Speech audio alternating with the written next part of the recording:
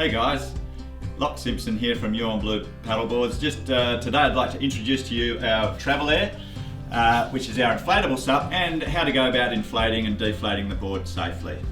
First of all, we want to roll the board out.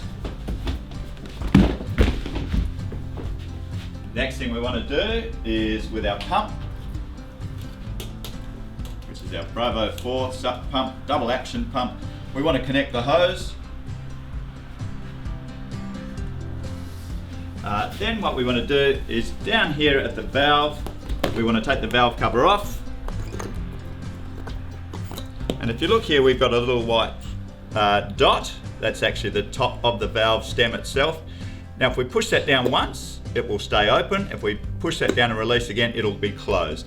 Now for inflation purposes, we want the valve to be closed. So we want the white button to be in the up position. We then push the hose in and twist. Now let's just start to inflate this board. You'll see on the top of the pump here, we have our gauge, and that's going to tell us how much pressure's going into the inflatable SUP. We want it to be around the 15 psi mark to get the best performance out of our inflatable SUP. So the balls of our feet go on the bottom of the frame of the pump, both hands on the handles, nice and gentle. It's best to just do a nice consistent pace, or if you're feeling young and healthy, then you can go flat out.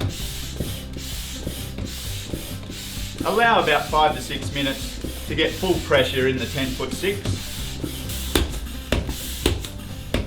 Okay, so now that we're starting to get up to our pressure of 15 psi, it's starting to get a little bit like hard work. So these pumps are specifically designed so that you can reduce the amount of effort required to get those last few psi in. With our lever here, it goes from a double action pump. By flicking it across, it's now a single action pump. It's a little bit slower to get the air in, but much easier.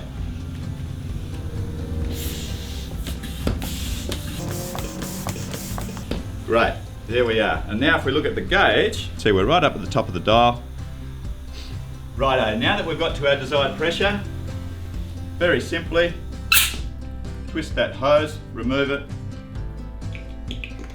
whack our valve protector in place. Next step is we want to fit the fin for the board. Just before we whack the fin in, we're going to attach the leash cord. Now, the leg rope or the leash will attach to this leash cord, and that allows you to be attached to the board itself just for safety reasons. Okay, so we're just going to tie a couple of quick overhand knots there. Once you've done this once, this cord can stay there. So we've got that loop there.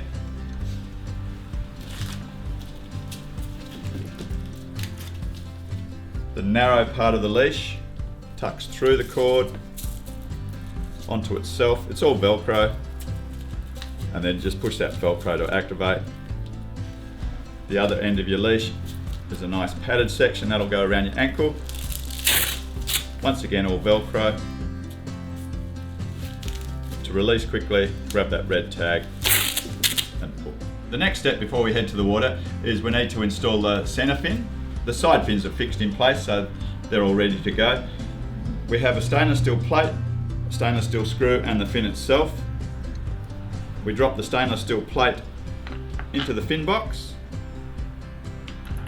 Move that to the front for now. The fin itself has a little brass locator lug that drops into the slot, pulls back. The fin goes into the upright position. We then slide that stainless steel plate under the fin, drop that screw in, and just do it up with your fingers. There's no tools required. Do that up nice and firm. Great, so that's the board ready to go. Just on the flip side to that, when you've finished with your paddle session, just remembering that fin will need to come out so that the board can be rolled up to be fitted in your bag. All right, just about ready to go, guys. Next thing we have to do is assemble our paddle. We have our blade section, our mid section. They just simply push together. We depress, locks it into place. Then our adjustment section, pushes in. We can lock that off with our adjustment clip. Just remember to adjust to your height and you're out in the water. So we've just had a great paddle. We've come back in, we've given the board a little bit of a wipe down to get rid of excess any sand and moisture. Now we want to deflate the board. We remove our valve cover and it's very simple, just push and release. Great, so you can see now the board's almost deflated. We'll leave that valve open for now and then we head up to the nose of the board. We've got the deck pad facing up and we're going to roll that board up to get back into the bag. It's important that the whole part of the board is dry before you roll the board up. Otherwise, next time you unroll the board to use it, it's a chance of it being a little bit smelly and possibly even a little mouldy. So it's always worthwhile going to the effort to dry the board up. Then we just roll loosely. Now, once we get to the point where we're ready to finish our roll, we just close that valve, put the cover back in,